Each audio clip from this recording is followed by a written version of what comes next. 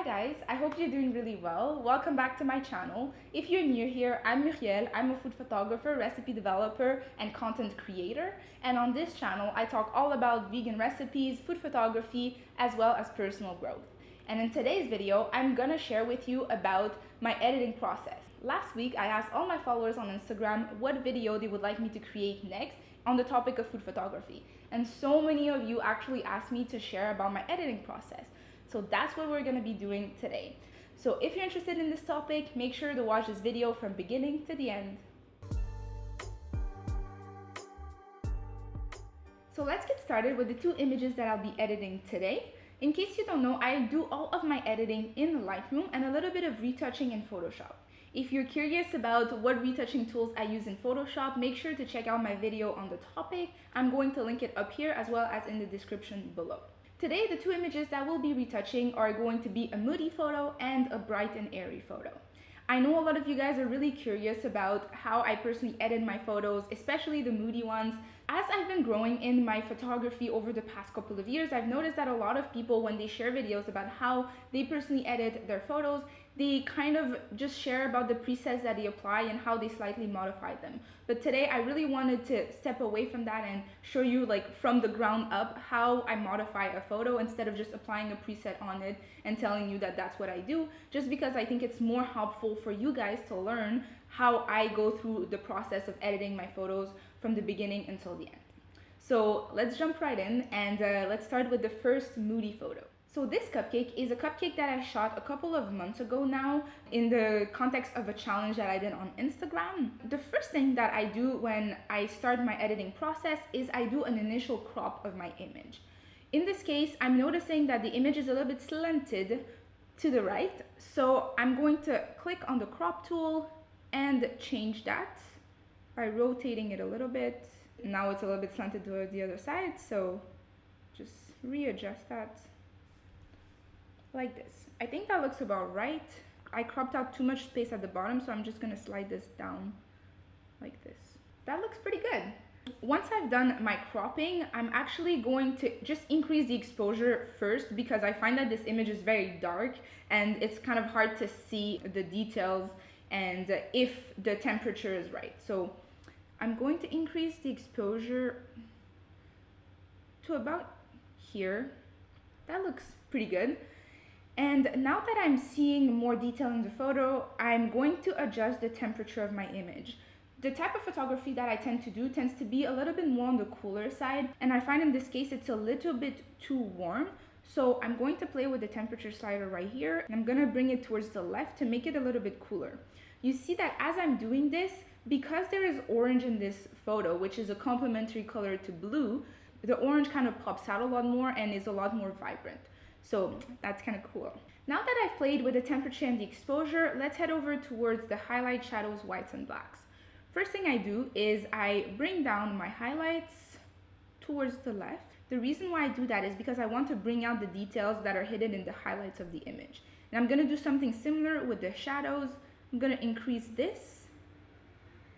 And all of a sudden, I get a lot more details in the shadows, for example, in this cupcake that's in the back and under this little basket. Now that that's taken care of, I want to bring back a little bit of contrast. And instead of playing with the contrast slider right here, which is going to just affect the entire image, I want to specifically play with the whites and the blacks to get my contrast back. Let me just show you, if I increase the whites to the maximum, what's going to happen to the image. Basically, all the white parts of the image are going to be super white. Instead of bringing it all the way to the right, I'm going to increase it just a little bit until I get the right amount of brightness that I'm looking for. Here is about right. So let's do the same thing with the blacks. If, let's say, I were to bring it all the way to the left, my image would be mostly black, but I'm not going to leave it there, obviously. I'm going to keep it to a point where it looks right for me. Here looks nice. All right. The image is already looking good. Next, I'm going to play with the texture. The texture slider basically allows you to add texture to a photo or to take it away if you decide to bring it down. In the case of this image, let's say I would increase it to the maximum. Here, you see how the entire image is a lot more textured. So the cupcake itself is super textured, but also other parts, like this plate. Let's say if I would bring it back to 0, see how it's more blurry, and if I increase it, it's a lot more defined. The same way as if, let's say, I would bring my slider onto the other end, the image is a lot more blurry and smooth looking. So generally speaking, I tend to increase it just slightly until I'm satisfied with the look. In this case, around here looks nice in my opinion because the muffin is defined, you see the nice texture of it, it looks good. Next, the clarity slider. The clarity slider is similar to the texture slider in the sense that it will add details, but it will also add a lot of contrast to your photo. So let's say if I would decide to increase it to the maximum, intense, lots of contrast and texture. Let's say I would decrease it to the other side, it's a bit weird. So generally speaking, with the clarity, because the effect is so drastic, I increase it just by a little bit, and then once I'm done with all my edits, I'll go back and adjust it if I need to. So in this case, I just want to add a little bit more clarity to my photo, so I'm going to increase it around here. So I think that's pretty much it for the basic panel. I generally speaking don't play with dehaze, vibrance, or saturation, so I'm just gonna head over to the tone curve panel. In the tone curve panel, you'll see this straight line, and what I generally do is I place 3 dots along the line at the intersections of these other small lines in the graph. And then what I'm going to do is I'm going to create an S shape with this curve, because basically each of these dots represent a place in the image. So the dot at the bottom represents the blacks, the second dot represents the shadows, the third dot the midtones, the fourth dot the highlights, and the last dot at the end the whites. So generally speaking, I tend to play more with the shadows and the highlights. In this case, I'm going to bring the shadows down a little bit, again to add a little bit of contrast. Here looks good. It's not a lot of contrast because I feel like in the basic panel, we added quite a bit of contrast by playing with the blacks, but this seems pretty good. Then I'm going to increase the highlights. There you go. That looks good. I'm going to show you what the image looks like before and after the tone curve was modified. So this is the after, this is the before. You see how there's a lot more contrast that was added to the photo. Once I'm done with the tone curve, I'm heading over into the hue, saturation, and luminance panel. This panel is super fun because it allows you to play with the hue, saturation, and luminance of each of the colors that are placed in your image. In the case of the hue, you'll be able to choose the way a color appears. For example, let's say green. If you want your green to appear more bluish, you will be able to play with the slider in order to make it appear more blue. If you want the green to appear more yellow, you will be able to play with the hue slider on the green color in order to make it appear more yellow. And then you are able to also, for each of the color, play with the saturation, meaning if you want certain colors to be a lot more vibrant. In the case of the luminance, it allows you to make some colors brighter and or darker depending on the look that you're going for. Let me show you what would happen if I would play with the orange hue on the slider here. If I would move it to the left, all the oranges in the image would look a lot redder. And let's say if I move it to the other side, all the oranges would appear a lot more yellowish green.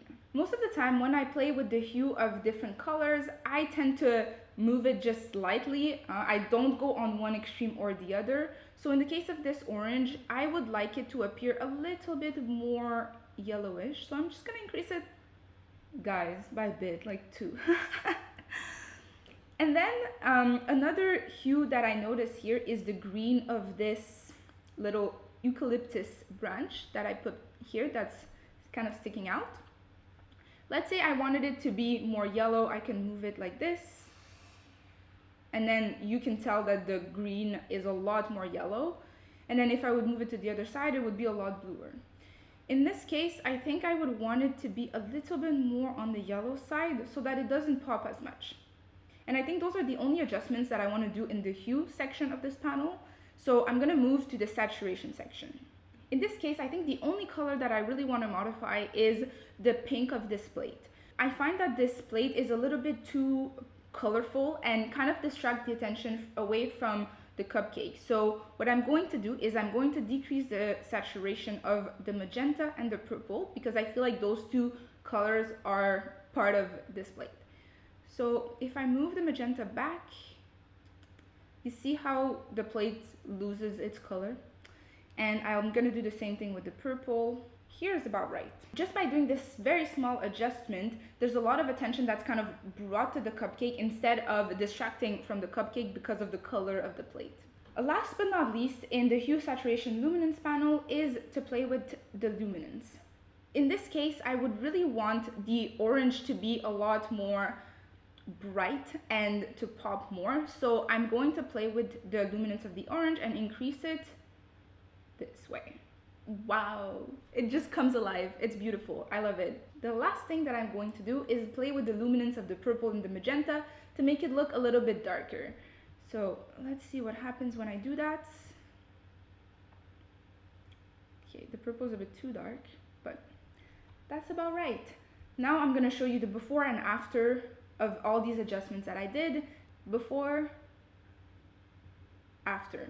See how the image kind of comes to life? I love it. This panel is probably one of my favorites to play with. Once I'm done with the hue, saturation, and luminance panel, I'll jump over to the detail panel and then play with the detail in my image. I personally really like to play with the sharpening tool. I like to increase it quite a little bit. However, you have to be careful when you do it because the more you do it, the more the entire image is going to be sharp and it's not necessarily going to look better. For example, I'm going to zoom in here. If I increase my sharpening all the way to the edge, do you see how it's not just the cupcake that is becoming sharper, it's also everything that is in the back. And that's not really what you want. So in my case, I want specifically the cupcake to be the part of the image that receives more of that sharpening effect. So I'm going to hold the Option key on my keyboard and drag the masking slider towards the right. So the white parts of the image are basically the parts of the image that are going to be receiving the sharpening effect. Once you release it, it goes back to normal and only those parts of the image are going to be sharpened. Here, I kind of increase the sharpening way too much. I never keep it at 150. I think that's a little bit too high. So I'm going to zoom in and see how much sharpness to add to my cupcake. I think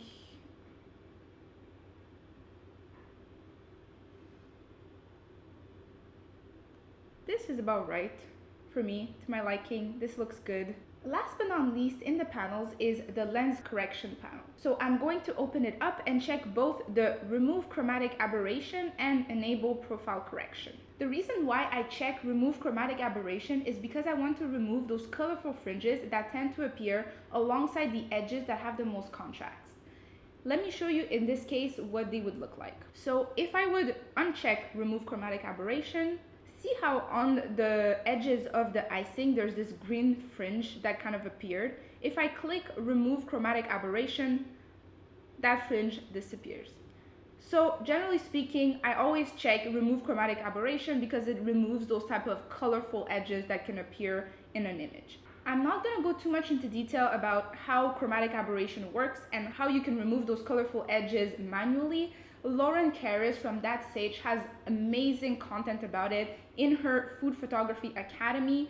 So if you're interested in learning more about that and the technicalities and how you can be a lot more precise in removing those type of fringes, make sure to check her out. She's an amazing educator. The second thing that I mentioned that I check is enable profile correction. What's really cool about Lightroom is that in the program, there's a lot of lenses that are categorized in it, and some of their weaknesses are also kind of built into the program. So by you clicking enable profile correction, Lightroom is able to identify which lens you use and to kind of counteract some of the distortions and the vignetting that that lens could have created on your images. So I think that's pretty much it in terms of like the basic edits that I do.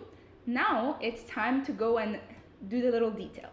If you've been following me for a while, you know that I love to create images that have depth and create images that have darker backgrounds and lighter foregrounds. And in this case, it's exactly what I want to do. In this case, I'm going to do that by clicking the gradiented filter here, reset it to 0, and add some darkness to the back of the image. I'm going to first click one point and drag this filter down. If I click on O, I'll be able to know exactly what part of the image would be covered. See, so this part of the image is going to be the one that is going to be affected by the adjustments that we place on this filter. So in order to make it darker, I'm going to drop the shadows, drop the highlights a little bit, yes, and drop the exposure just a touch, just a little. I feel like this part is still a little bit bright, so I'm going to drag it a little bit down. Yeah, I think that looks good. Also, I find that the foreground here is just a little bit too bright, so I'm going to make it a little bit darker. So I'll do the same thing, drag, press O to see what area is affected, increase a little bit more. And in this case, I'm going to play with the highlights, bringing them down. I'm just going to bring down the shadows also a little bit. That's pretty good. Now I'm going to do other adjustments using the adjustment brush. I want this part of the image to be a little bit darker. Again, I'm going to bring the shadows down, paint over it. If I want to see what part of the image is being covered, I click O again. There we go. Here. That looks about right. And I'm going to do the same thing around here by bringing down the shadows a little bit and making this part a little bit darker. There you go. Last but not least, I'm going to add a radial filter to bring even more detail to the cupcake. So I'm gonna create a circle, moving towards the cupcake. Again, to know which part of the image is going to be affected by this filter, because it could be either the inside of the circle or the outside of the circle, I'll press O. And now I'm seeing, okay, it's the outside of the circle that's going to be affected. Let's say I would play with the sliders just to kind of show you how it would work. If I bring down the exposure, all the outside of the circle is going to be affected. If I click invert, only the inside of the circle is going to be affected by my adjustment. In this case, obviously I don't want my cupcake to be black, so I'm just gonna bring it back to 0 and play with the texture just a little bit more. I'm just gonna zoom in. Play with the texture just a touch, make it a little bit more intense and detailed. That's about right. I think it looks really good. Last thing that I'm going to do is I'm going to decrease the saturation of everything but the cupcake. So let's do another graduated filter around the cupcake. Click O to see which area is going to be affected. The outside of the circle, which is what I'm looking for. I click O again, and I'm going to just bring down the shadows just a touch. Bring down the exposure just a touch. No, see, that's too much. Again, here the shadows is too much because I'm losing way too much detail here, so let's bring it back just a bit. That's about right. Let's bring down the highlights too far here. And I think that's it. I think that's our final image. It looks really good. I really like it. So before we jump onto the next picture, I'm just going to show you the before and after of this shot. This is what we started with, kind of dark, not that much texture, not that much detail. And this is the final image that we got with all the editing that we did. Now that we're done with our first shot, which was more dark and moody, let's move to our second shot, which is going to be a lot more bright and airy. This shot is not going to take as long to explain to you my process of editing, just because you're already kind of familiar with the concepts and the different tools that I'm using in my editing, so it should be a little bit faster. So this is the second shot. This is actually a vegan watermelon tuna with spicy mayo. It's a recipe that I created a couple of weeks ago and I shared on my blog and my website. It's actually super, super good. This in poke bowls is just divine. So in case you're interested in the recipe, I'm going to link it below. But enough talking about how delicious this dish is. let's start editing. The same way as we started editing the other picture, we're going to go into the basic panel and play with the exposure, highlights, shadows, whites, and blacks. I'm going to increase the exposure just a little bit, just a touch. I'll bring down the highlights to bring back a lot of details, especially here in the back, because it's very, very, very bright and blown out. I'm also going to increase the shadows to bring back some details right here in this little bowl. Now that we've kind of taken out a little bit of contrast, we're going to put it back in by increasing the whites just a touch. In this case, the image is very, very bright, so I'm not going to increase it too much. But in the case of the blacks, I'll decrease it quite a little bit. This is nice. Ooh. That texture. Oh man. You actually see the little oil from the spicy mayo. Delicious. All right. So we've done that. Now we're going to add a little bit of texture to this photo. Let's increase this. That's a little too much. Here's about right. In this image, because there's not too many props in the background, you can get away with adding a lot more texture to it because the main subject is really just this little bowl. I'll add also just a touch of clarity.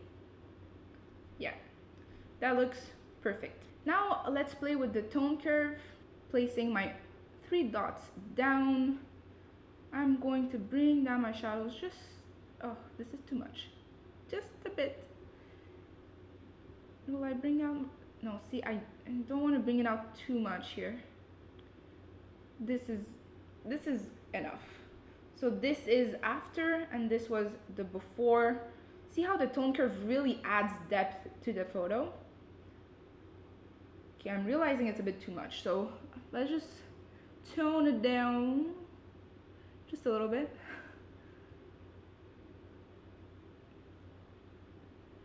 Sometimes it's really good to do before and after to kind of see if you've pushed your editing a bit too far, because when you spend a lot of time looking at the same image, you might not even realize that you've over edited it. So really good tip, go back and forth, look at the before and after just to see if you've gone a little bit too far in your editing.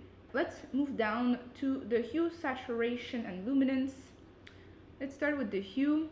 In this case, these green onions actually appear kind of yellowish, so I'm going to play with the yellow slider and make them more green looking.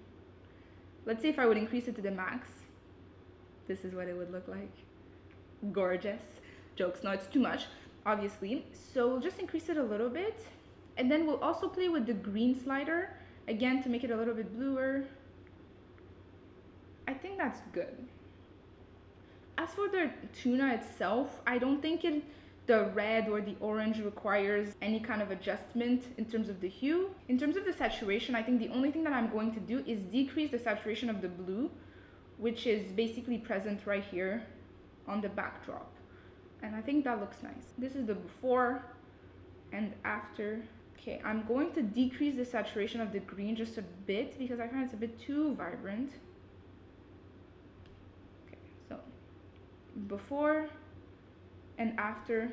Yeah, I think it's natural. It looks good. So now we'll move over to the details. Again, I just want the sesame seeds, the green onion, the tuna to be sharp. So I'm going to press Option, hold it down, increase the masking slider.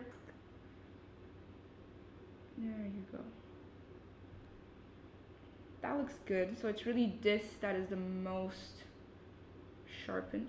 That looks nice. By the way, I actually shot this image using my macro lens, and in case you were wondering which type of lenses I use, what are my favorite ones, I actually did a video that's all about the 4 lenses that I use for food photography. So I'm gonna make sure to link it above here as well as in the description below so you can check it out if you're interested. So I think that is pretty much it in terms of the detail. We'll go over to the lens correction, check the chromatic aberration, check enable profile correction. So now that we've done all our color edits or light edits, let's go and do some local adjustments. The first thing that I noticed is how little detail there is in the back here of this image.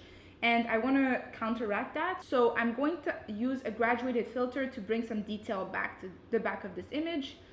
Drag it down, press O to see which part of the image is going to be affected by the adjustments, and then bring the highlights back, bring the exposure down a little bit. All right, so that looks good. I'm also going to bring out a little bit of detail right here because that's a part of the image that's a little bit too dark for my liking. So I'm gonna click on the adjustment brush and I'm going to increase the shadows and just paint over this area like so, just a little bit. Okay, I painted too much over this part, so I'm going to click erase, and I'm just going to erase over this because I find this doesn't need to be brighter. That looks good. I think the very last thing that I want to edit is the texture of this backdrop. This backdrop had kind of a little bit of a bumpy texture, so I find it's a bit too distracting for me. So I'm gonna click the adjustment brush and bring the texture down to -100, so basically 0, and I'm going to paint over the texture here of the backdrop, the parts that are bumpy mostly. There we go. I'm going to also decrease the clarity of that just a bit. If I increase the shadows, maybe it will also kind of remove that bumpy texture. Let's see, I might even decrease the sharpness. I think that's about right. I don't think I need to erase the texture completely. I just found that before it was a little bit too noticeable for my taste. So I think that's pretty much it. This is our final image. It looks very nice. It's very vibrant, very delicious looking. And I'm going to show you the before and after. So this is the before. You see that a lot of detail is lost in the tuna itself, whereas with all the editing, all the detail is brought to life. The image is really vibrant and colorful, and you see all the textures. The sesame seeds are popping out. I think that's pretty much it in terms of the editing of this image. It didn't take as long as the previous one because I covered a lot of concepts in the first editing part. So these are the two images that we ended up editing. The first one, which was more dark and moody, and the second one, which is a lot more bright and airy. So that's it, you guys. That was my editing process. Now you know all my tips and tricks that I use for editing my photos. I hope you really enjoyed this video and that you learned something new. And if you did, make sure to give this video a thumbs up. Make sure to comment below, share it with your friends who are into food photography, as well as subscribe. And on that note, I hope you have a beautiful rest of your day, and I will see you very soon.